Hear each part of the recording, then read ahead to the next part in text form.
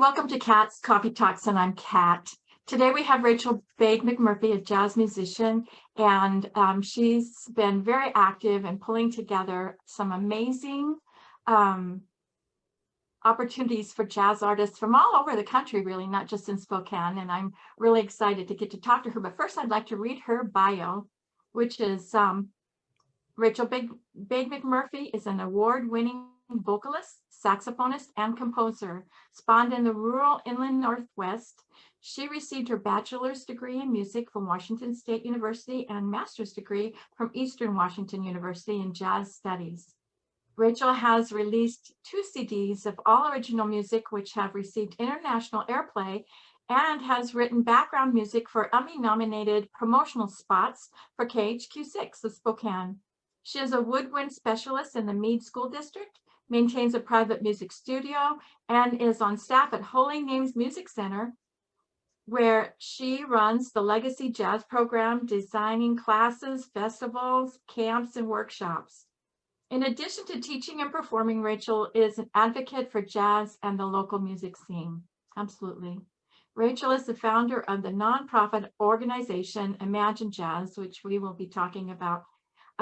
And she's a 2019 recipient of Spokane Art Grant Award for the purpose of providing Spokane concerts, educational events, and jam sessions to enrich the community. She also works for Spokane Public Radio, hosting the Afternoon in Jazz on Friday afternoons. Welcome, Rachel. So Hello. good to see you. Yeah, thanks so much for doing this.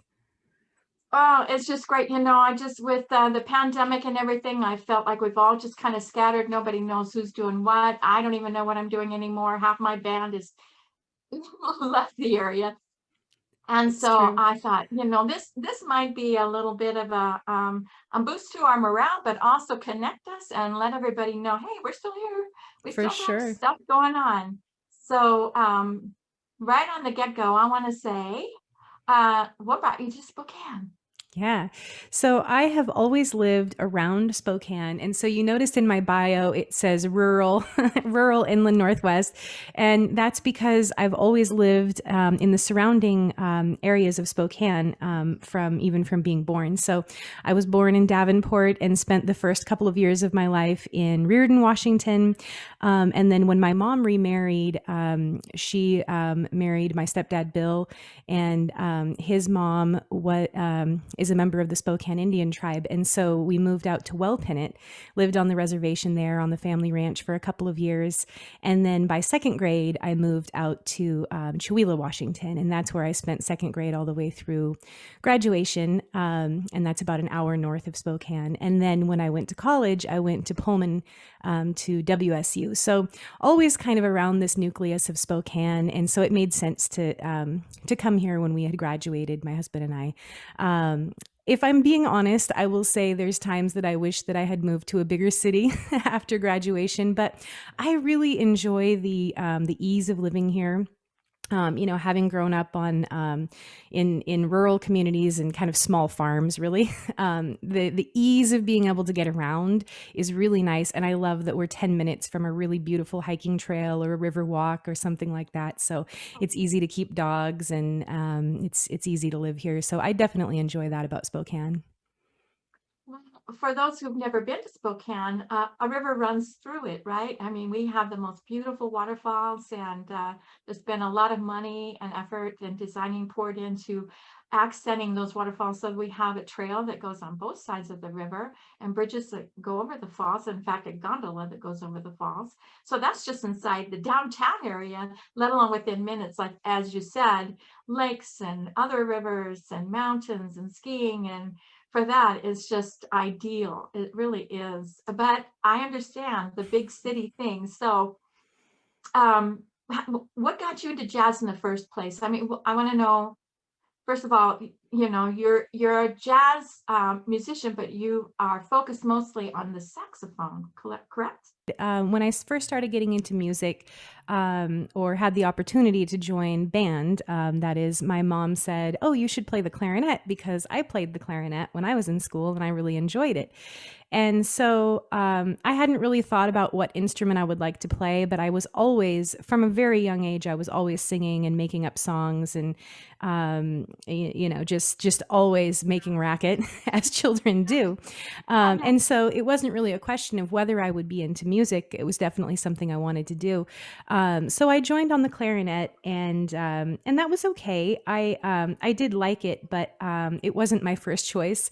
So in a couple of years later, when I saw the big school concert where they had the beginning band along with the second band and the third band and the jazz band, I thought, now that is really cool.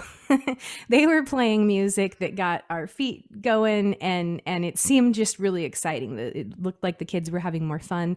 And so I thought, okay, that's what I want to do. And so we got an alto saxophone. And I think actually I may have borrowed one from a family member to start with. It was a really old, it was a really old instrument. But I got started with that. And then by high school, the director said, okay, there's only one spot in the jazz band available, and it's tenor. So whoever wants to join is going to have to switch to tenor. And changes like that never really bothered me. An obstacle came up. It's like, okay, I'll do it because I wanted to do it. And so they hand me this terrible old saxophone with a missing key, and I just loved it. But I have to say, in looking back, one of the things that really drew me to the tenor saxophone above all the others is the fact that it has a lower, deeper, more powerful voice to it. And so even though there's a lot of people will choose their instrument based on it sounds more like their own singing voice, I would say the tenor drew me because it was different than my singing voice. So even though I love playing soprano sax because it's higher and more similar to my register, same with alto, but the tenor allows me to express something completely different. And I would say the power is that big part. And some of that can be a little bit of a self-esteem thing where, you want to put yourself out there in this light that's powerful and strong, and you don't want to show, your emotion and your vulnerability. And so that was something that with the tenor saxophone, as immediately when I heard sounds like John Coltrane and Wayne Shorter and these big sounds, like, I want to do that. And I think it also related back to the fact that in pop music, listening to the music that I had grown up with 80s bands and 70s classic rock bands and things like that, the dominant singer was always a male vocalist. And so to have that big, powerful sound, that seemed like a really good fit. I didn't make that decision logically, but I think looking back, that's one of the things that really drew me to it. It suits you well. Just talk about power. You just, like I said, you blow me away. You just have such great posture and intuitive ability, and I think that's such a good fit for you and for other musicians who perform with you. So who are some of your favorite musicians as growing up, and then maybe even talk a little bit about who's really on the horizon for you right now? For sure. So growing up, it was always classic rock, everything from Jimi Hendrix and Led Zeppelin to, everything that was hard rock and classic rock. And then 80s music, because I was born in the very late 70s, so pretty much spent my early childhood in 80s music. So, things like David Bowie and, Tears for Fears, all that kind of stuff was right there from a very early childhood. But by the time I got into jazz, my very early influences, right off the bat, my teacher said, okay, go out and get some Count Basie. And that led to getting Ella and Basie, which is actually the first album that I had heard a jazz singer. And that kind of was a game changer for me. And then, Billie Holiday very early, John Coltrane, Miles Davis, Thelonious Monk. I got really into Thelonious Monk Monk very early, because of the intensity of that music. Art Blakey, so all of the classic jazz there. And then fusing all those things together, because in high school, of course, grunge was the big thing. And so we're all listening to Soundgarden and STP, so there's always a piece of that for me. And so fusion seemed like a natural sound to me, because you're mixing rock and roll with modern jazz elements. And so that whole thing just seemed like a very, very natural thing. In fact, when I first started writing, I took some of my compositions into my teacher, and I thought that I was going to shop these songs that I had written. I thought I was going to shop them to a male rock band, because that was the sound I was hearing in my ear. And I sang it for him, and he's like, "Oh, wow, this is you got to do this." And I was like, "I don't really hear my voice in it." And it actually took me a long time to transition to hear my own voice in that music, because those other sounds were so predominant. But I don't think people would hear that now, because once we rehearsed them and used the tunes, they definitely they don't sound like that because I'm singing. So it's interesting how everything just kind of all filters together. As far as modern players, I am absolutely in love with the what some people call the stretch music scene, and it's really kind of a post fusion element. But people like Logan Richardson have just this amazing technical facility to back up everything they're doing, but it just pulls at your heartstrings in this way that's just answering questions that you never knew you had. I love And then that. people like Ambrose Akinmusire, I would say those are kind of the people that are really inspiring me now. Oh, that's wonderful. You have such a unique sound with your singing voice, and if people will hang to the end of this recording, I'm going to be doing a slideshow with some images, but also with some of your music. So, when you were first starting to write your songs, how did that evolve? How old were you, and how did that all come to play? Yeah. So, like I said, I had always been singing and improvising from a young child. My mom always tells me, when we're going to the grocery store, I'd be singing about the cereal boxes. And so, music was always a part of something I would use to pass the time from a very early age. And then in middle school, I started writing stories and things about the animals I was seeing around me and stuff, silly little fantasy stuff. And so it was sort of a natural progression to end up putting a lot of that to music eventually. But it took a long time. It took until college, when I was actually studying chords and things, to actually be able to sit down and compose more intelligent music and more pre-composed music.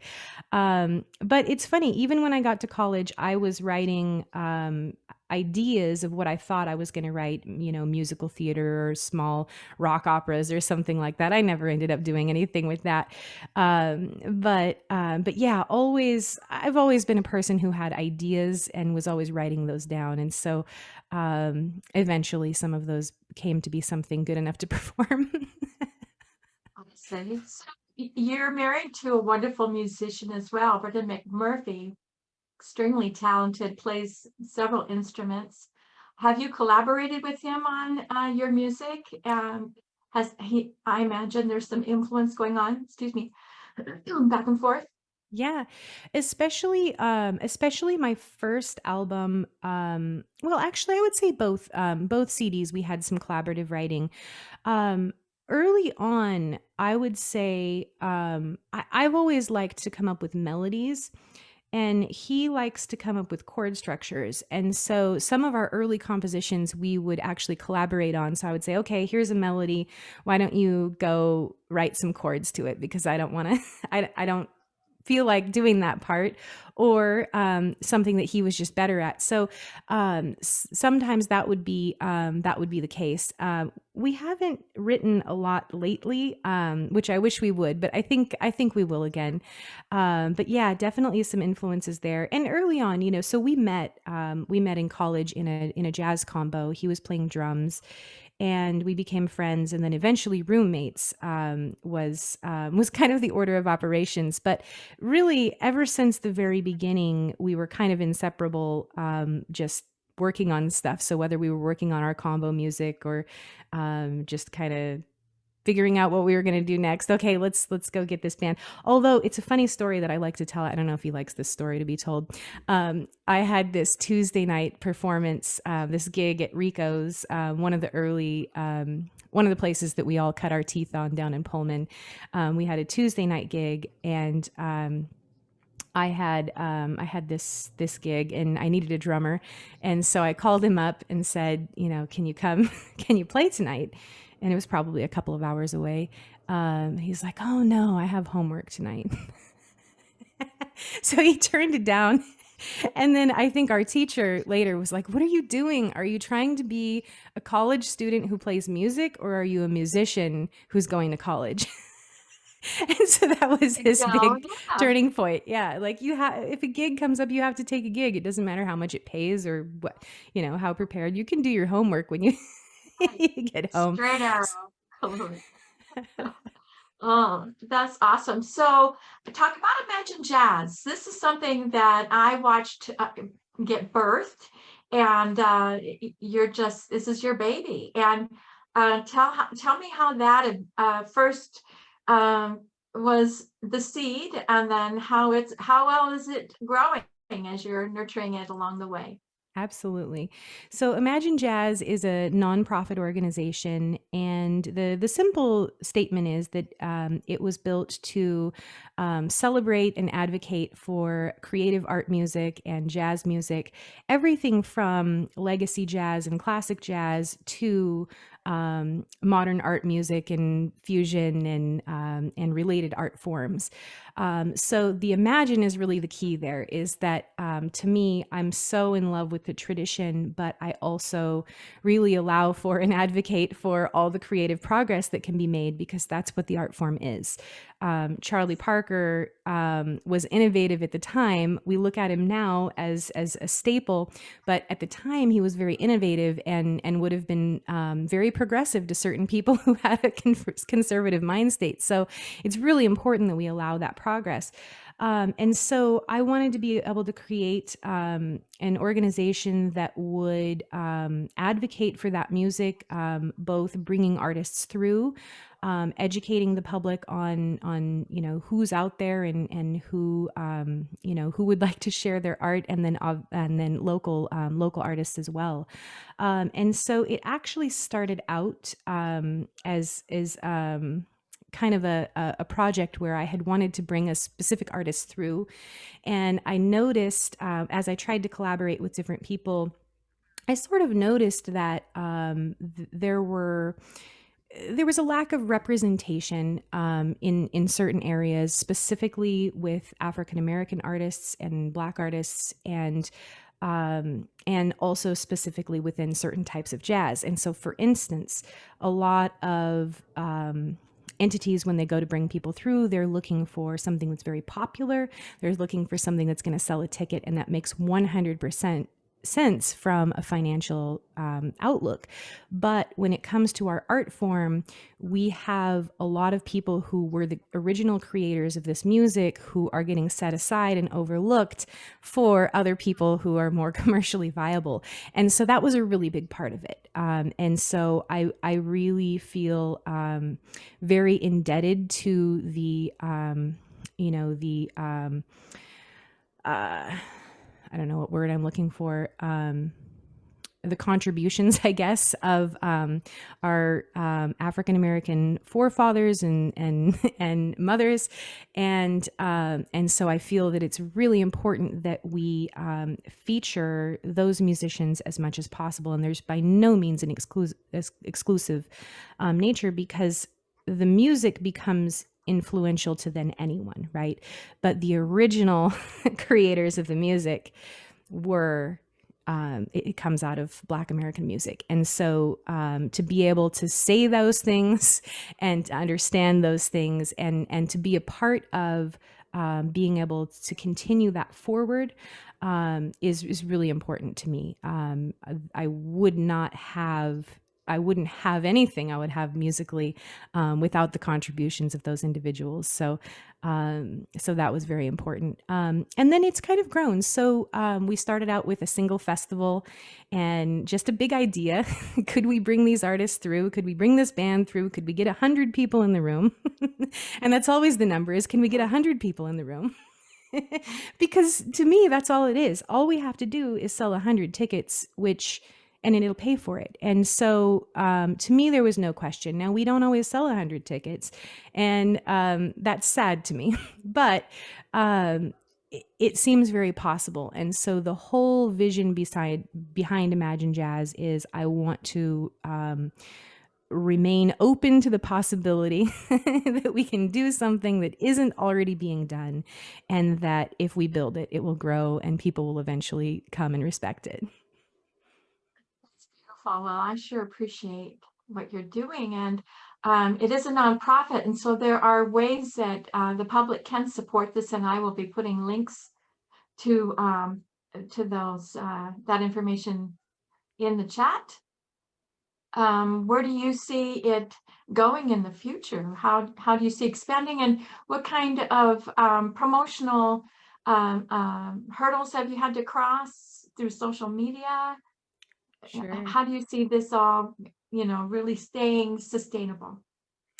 If I would say what my dream goal would be, is that eventually within 5 to 10 years, it's hard to put an actual mark on it, but I would really like to have a building that is the place that we can go to for these things. So whether that's Mhm. some collaboration with a pre-existing venue, or whether it's coming up with the funding to purchase a building, I'm not sure there, but I would definitely like to have a space that we know that we can go to and people can come back to. And this really, in my mind, is an art space that is for all types of music, not just jazz, because it's the jazz is of course my true love, but we wouldn't want 7 nights of that.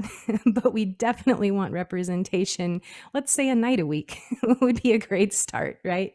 And then other art musics. So I would love to see a place where symphony musicians can come down and play art music in string quartets or woodwind quintets and brass quartets.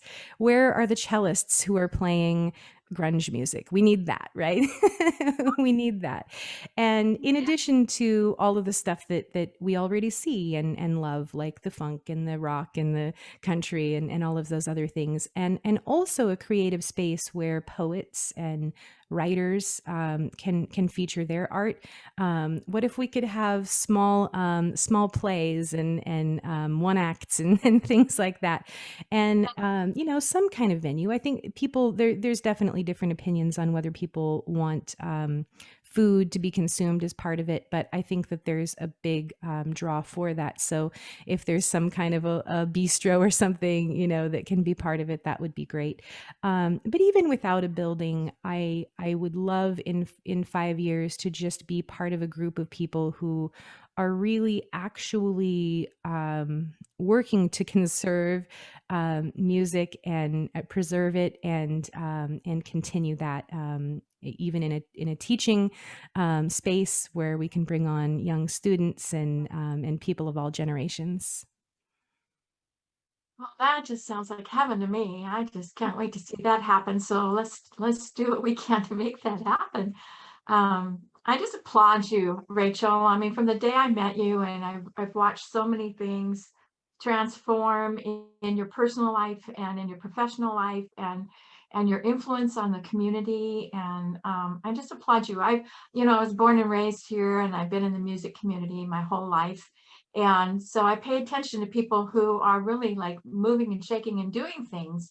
And you're one of the first people I wanted to interview because I respect you so much on so many levels. So thanks for taking the time and coming on here and letting me pinpoint you down to some real nuts and bolts kind of information about who you are and how you got here and what's going on and what's the bigger picture. And I think that we've answered those questions well. Is there something else you wanted to add before we close up?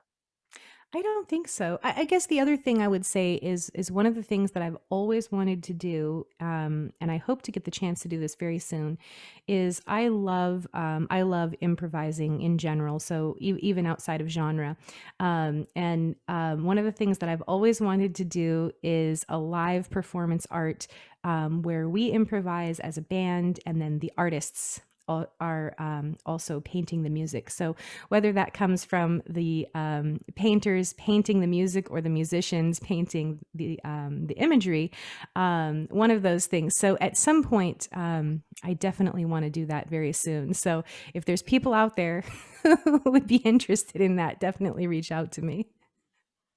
Actually done something like that once, and I'll just tell you a quick little story, is that I didn't expect that once the stage lights came on, that the colors would change, and they all became a neutral shades. I didn't know which was pink, which was, blue, and everything just became gray.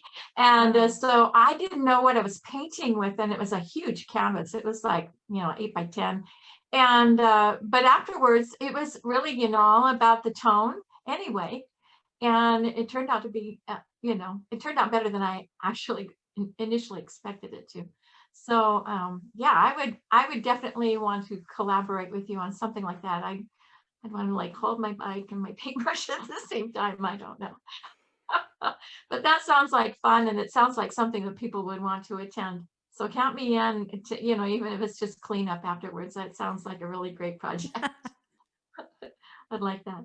Yeah, well, Rach, I think you're amazing. So I just admire you so much, and I appreciate you being here. And thanks for all you're doing for Spokane and for the jazz community at large. And after this is over, I want to talk to you about something that I think that you should. Do you know about Clubhouse? Mm-mm. Okay, well, we need to talk about Clubhouse Okay. because I think it'd be a good place for you to glean some connections. Okay. It's a new format, and I would love to turn you on to it. Okay, so that's what we're gonna end it with.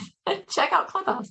No, we're gonna be playing some music and then throwing in some images from Rachel's collection, and I will put links in the chats. And please support Imagine Jazz, and the Holy Names Music Center is another great place that people can connect, especially parents are always looking. I get asked all the time, where can I send my kids? And that's a really great place. I know the people there, and it's a wonderful place.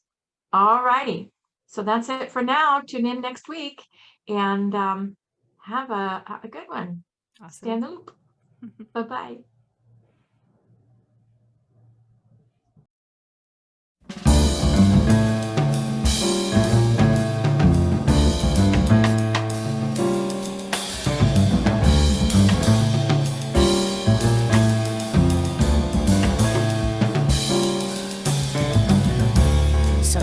You think you're fooling?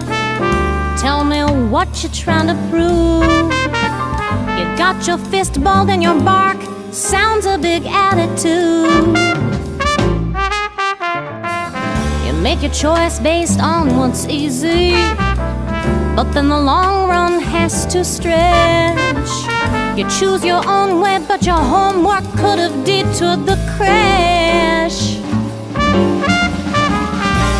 You're flying around the big bad world. You're learning things you could have never learned in school.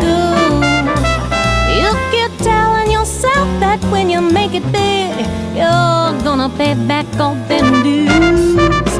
But in the end, it's cold and lonely.